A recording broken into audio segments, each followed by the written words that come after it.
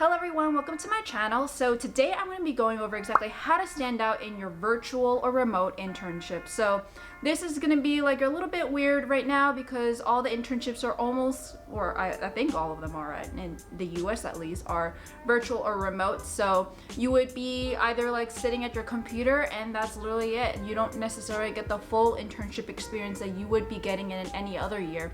So I'm going to be going over exactly how to stand out. And in the past, I've gone over like how to get a job or some other career paths out there and like some career skills. But today I'm going to be focusing on what if you're a college student or even a graduate student to really make your internship as worth it as possible and also to stand out and possibly get a return offer. I just also want to reintroduce my channel. So my channel focuses on professional and personal development, money, and the career and technology consulting. So without further ado, we're going to move on to exactly what to do in this internship.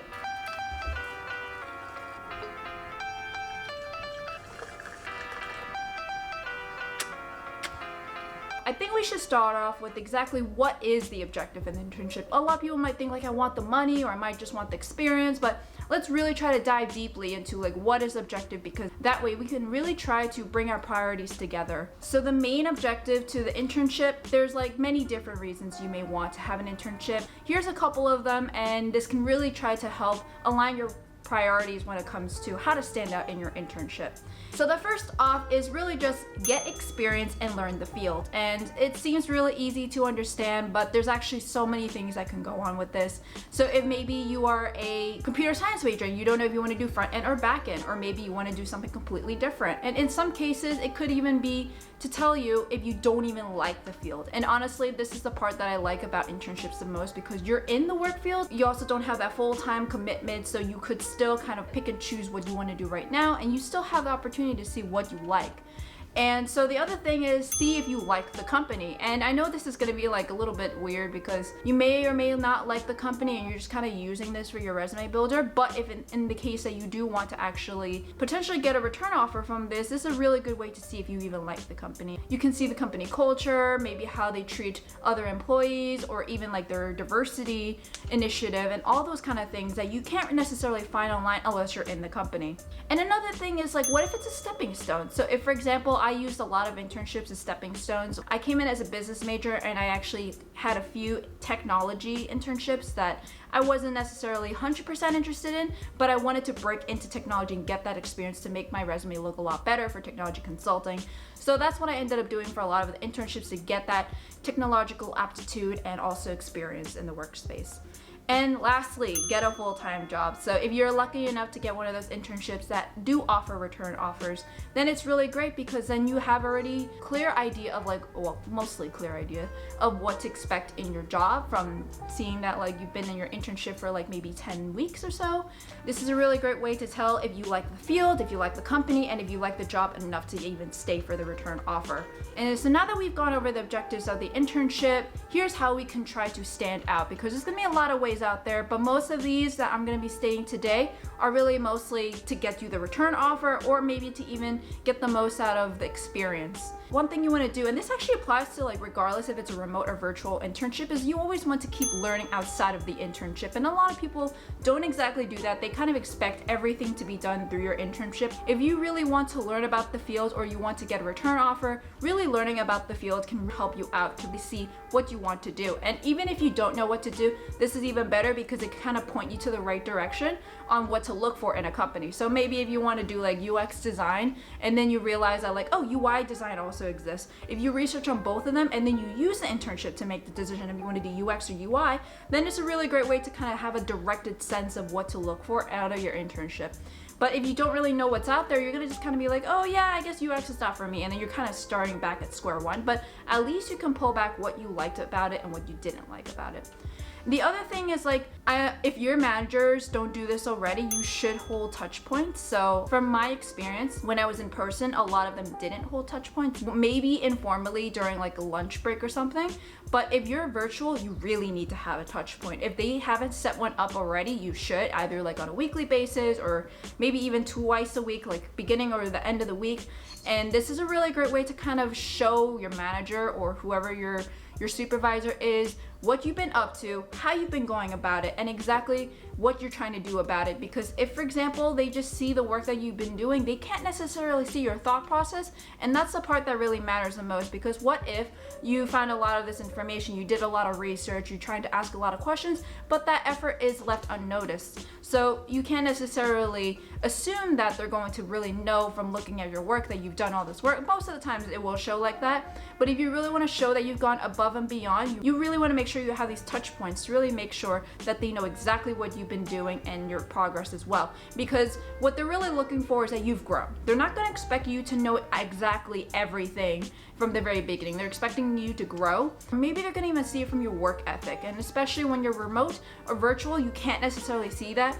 Like, for example, in my internships, I would have my manager sometimes walk by, or I would go to their office and kind of show them that I'm taking notes. Like, you can't necessarily show that you're taking notes over the camera unless you're like literally looking down, or maybe you're not even doing the camera as well. So I highly recommend having touch points, because that is a really great way to kind of ask for feedback and also ask them about their jobs and how they're doing. You want to also build that relationship with them, so maybe if you get them to like you, then they're gonna have higher chance to recommend you for a return offer. The third one is ask for feedback and act on it. So I know this seems to be like pretty obvious, but you'll be surprised how many people don't actually do that. They just think that manager or supervisor is going to give feedback and that's it.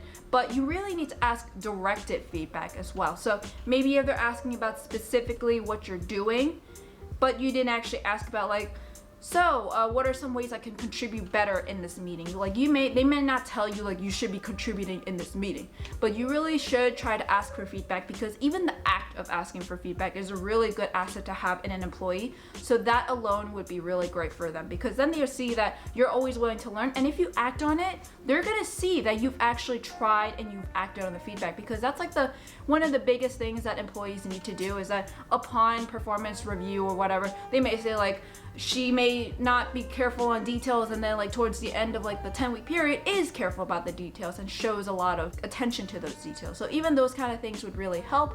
But if you did ask for feedback, you can get so much out of it. You can even ask something like, as a business major, how can I get the most out of this internship for technology? Because like, I did have situations where I was a business major and I'm trying to break into technology. So that alone, I did have that asking for feedback, and then they would give me like, oh, there's this program online, this is really good because it will tie into this, and this again ties into the first one where you're learning outside of your internship to really bring in that experience and knowledge. The fourth one I want to mention, and this is definitely something you need to do when you're going virtual or remote, is to have virtual coffee chats, or even join in these like virtual happy hours. So you want to have these virtual coffee chats to really kind of build those relationships, because otherwise you would be going to like either a cafeteria, you'd be going out for lunch for some, or you may be even going out to like with some interns. But so you really want to have these virtual coffee chats, and this is really important because when you're going virtual or remote, you're going to be completely isolated. Like your most exposure will probably be through a video chat, like in a work call, like for a status update or something like that, or even to do like discussions and whatnot. But you really need to have these virtual coffee chats on a social and personal level. So what this means is that you should be having calls with almost everyone you can. Also other interns, because in the past, like you probably have an intern pod, or you'd be going to lunch together, but you really want to be able to build these relationships. You never know what that will lead you to. So you should definitely have coffee chats with like your manager, supervisor, or maybe even people in your team on the actual company side. So that way you can see maybe you like this job, maybe they know also, and you can even kind of see like what their mindsets are at too. If, for example, a lot of them are thinking of leaving soon, then it's kind of an indicator about the company or the job. Or you can talk to other people in other teams of the company. And I really liked this because when I was at DKNY as a freshman intern, I like literally, because I was a freshman, I knew nothing. I didn't know exactly what I wanted to do. So of course I asked around, and from that I realized like exactly what I liked, what I wanted to do, and then what are the roles out there. So I even reached out to some VPs and like finance and operations, and then I realized like that's the kind of role I like to do. In the end that changed, of course.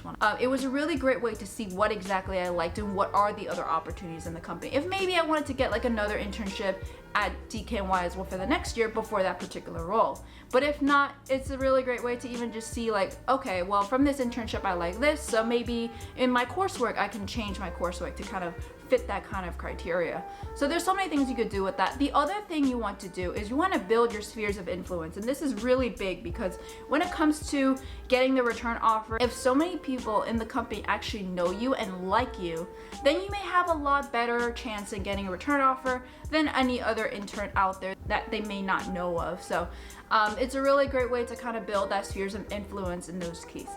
You always want to take initiative on work and in meetings. And what that means is that I know it's going to be difficult because a lot of people always struggle to speak up either in class or like in general, but when it comes to internships, this is your time to shine. Like, you don't want to be considered as an intern. If you're considered as an intern, it just means that you're there for time being and you're just like there to do intern work. But if you really want to show them that you are capable of doing employee work, which means that you got to speak up, because they're going to expect you to be speaking up in meetings. Otherwise, you're just gonna, why are you even included in this meeting? You're not necessarily supposed to just sit there and take notes. Like, anyone else can do that, but you always have to know why you're invited to this meeting. What value can I bring?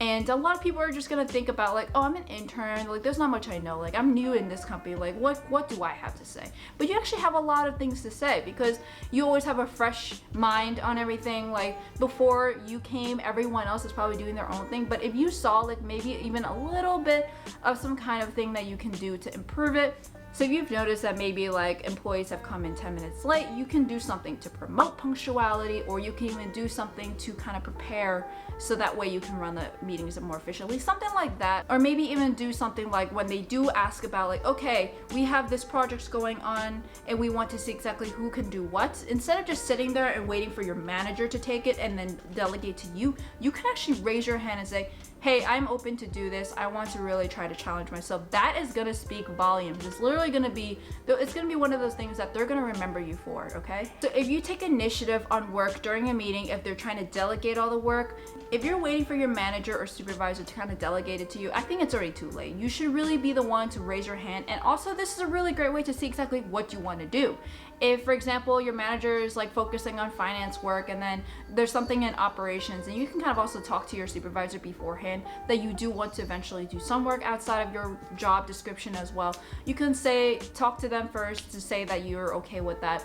And then after that, during the meeting itself, just say, oh, I'm interested in helping out. You don't necessarily have to take it on. You're interested in helping out because you really want to challenge yourself and learn about every part of the business. So that is really going to speak volumes, and this is really going to be something that really, when they're looking for like who to ask for a return offer, it will help you learn a lot. And this also helps you explore other parts of the business or even other parts of your internship that you may not know exist, and who knows, maybe that's actually the role that you end up wanting to do. So this one is actually a pretty hard thing to do, but it's honestly not that hard if you think about it. So it's actually to be more prepared than other employees. And this may seem a little bit weird because like if you're an intern, you're just like, what? How do I possibly do that? Like, these people have been doing it for years, but that's exactly why that you should be prepared, because they've been doing it for years. There's at some point, there's something that has slipped through the cracks because they've been doing it through years and they probably had tunnel vision, but you at least come from a fresh perspective. Maybe there was a project that you guys were working on, the client really wanted this one thing out of the 5, and then the project actually did 4 out of 5, and you're gonna think like, oh yeah, it's gonna be fine, you know? But you could be the one to bring it up and say, hey, that one thing is really important, and I think that this is why it's very important. Like, just bringing that up can really help you because you're preparing the team for success. And always, like, this is a rule of thumb in general, like not just internships as well. You do really well if you make your boss look really good. Because like at the end of the day, your boss or your manager or supervisor is the one that determines if you get a promotion or recognition. So if you make them like you by making them look good, then they're gonna definitely be like, oh, great job. She was so dependable and I always like to rely on her, that kind of thing. Then you're going to be the favorite. You always want to overprepare more than the other employees are doing because that way you can really be in that spot to impress. And then the last thing I want to mention, and this is actually going to be a little bit hard, but it's pretty easy if you actually try to put your foot through the door, is to start something new. And you may think that like, well, I'm only here for 10 weeks. What could I possibly do? And there's actually a lot of things you can do. Like for example, when we're going virtual, this is the time to shine because this is definitely something that's unprecedented.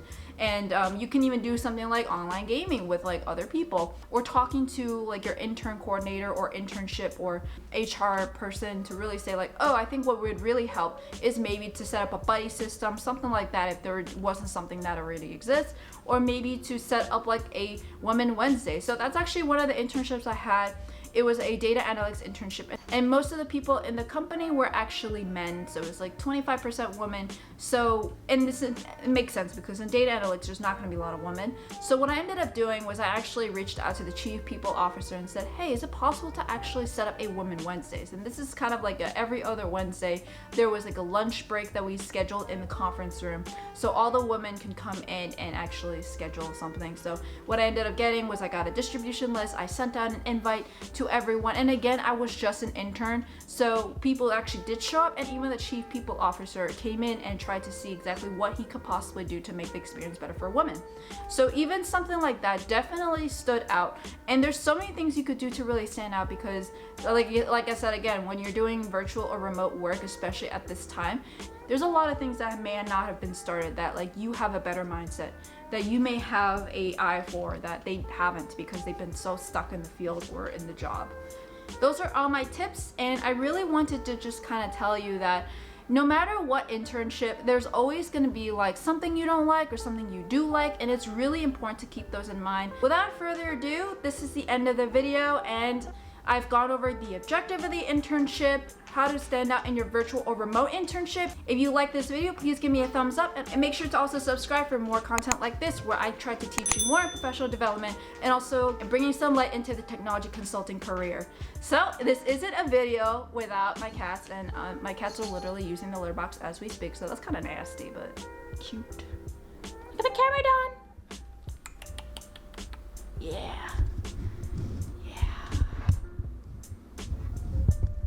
Oh, it's gonna be cat here. No! Rosa, come here! Aw, she's not coming out. But you see her? There she is! There she is! Look at her. You don't get that in any other channel. Thank you for watching, and see you in the next video. Oh my god, look at that. He's so cute. So cute. Like, comment, and subscribe.